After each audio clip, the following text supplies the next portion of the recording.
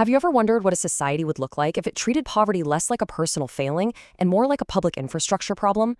Well, that's the wild idea at the heart of the Arreqqana social blueprint. Today, we're going to dive deep and break down exactly how their system works using their own internal documents as our guide. This one sentence, this is pretty much the key to everything. It asks you to throw out everything you think you know about earning support or, proving you're deserving. In Arreqqana, need is the only qualification that matters, and that one simple idea changes the entire game. So what this really boils down to is a fundamental shift in perspective. If someone is struggling, the Arreqqana system doesn't see it as a moral failing of that person. No, it sees it as a failure of the community's infrastructure, a problem to be solved, not judged. And from that one core idea, you get these beliefs that shape their whole society. Survival? It's guaranteed. Being wealthy doesn't make you a better person or give you moral authority. And if you're a noble, that comes with duties, not just perks. Judgment is saved for those who refuse to help, not for those who need it. Okay, so that's the philosophy. But how do you actually turn that into a real working system? Well, the answer in Arreqqana is an automatic safety net. And the keywords here are without shame. Okay, so check this out. The way it actually works is brilliant in its simplicity. It all starts with a simple income check. If your income drops below a certain line, boom, aid just turns on. No application forms, no interviews, no proving you're worthy. The system then figures out what kind of help you need and delivers it. And the reviews, they're not there to punish you. They're just to see if you're stable again. The first layer of support is called Rusin, which basically means body and health. You can think of this as the system's emergency room. It's all about immediate survival, making sure nobody goes hungry, without a roof, or without medical care. The absolute basics are covered. Period. So once your basic survival is handled, the system kicks into the next phase, tal-in, or work and duty. Now, this is not about forcing someone into just any old job. It's about giving them the tools they need to get back on their feet in a meaningful way. Things like skill training, apprenticeships, or finding the right job placement. And finally, we have Nora, which translates to long-term coherence. This is where the system zooms out and looks at the bigger picture. It's designed to break those nasty cycles of poverty by tackling the root causes, like debt, and providing mentorship to make sure that once someone gets stable, they stay stable. This right here, this is a huge deal. The support isn't meant to be a permanent thing. It's a temporary fix. It tapers off as you get back on your feet. The only time a council steps in for accountability is if a person's actions are actively hurting other people. Just needing help? That's never, ever the issue. All right, so we've got the philosophy and we've got the process. But what does this all look like in terms of cold, hard cash?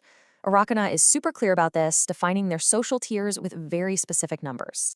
And here it is. This is the magic number, 18,000 MJA. That's roughly 24,000 US dollars. This isn't just some random figure they pulled out of a hat. This is the official line where a person is considered to have exited poverty and reached what they call stability. And once you cross that 18,000 MJA line, you're officially part of what they call the La Tirserin, the civic middle class. This is what stability actually looks like in real life. Your housing is secure, you can get medical care when you need it, and you can start realistically thinking about things like education for yourself or your kids. This table kind of lays out the whole journey to get there. The system gets that there are different levels of need. You've got everything from absolute precarity, which is a total crisis, all the way up to working stability, where you're getting by but are still vulnerable. The goal of the whole system is always to move people up this ladder and across that line into security. So this all sounds great in theory, but how does this philosophy actually hold up when it meets the real world? Let's look at a perfect, and I mean perfect, case study, their student exchange program with Earth. This is where you really see their values shine. So take a look at these numbers. The annual stipends they give out are almost identical. An Earth student in their system gets about $37K, and their student on Earth gets about $38K. Pretty close, right? But wait a second. The student going to Earth gets slightly more. Why on earth would they do that? Well, here's why. It's because, from their perspective, Earth is a higher risk environment. Without those guaranteed civic safety nets they're used to, they literally build a financial buffer into the stipend. It's to cover unpredictable things like healthcare costs or housing insecurity. Their logic is just crystal clear. Exchange without protection is exploitation. They believe sending someone into an unstable system without extra support is just plain wrong. And this This is the line that just stops you in your tracks. It's what an orientation clerk tells a confused Earth student.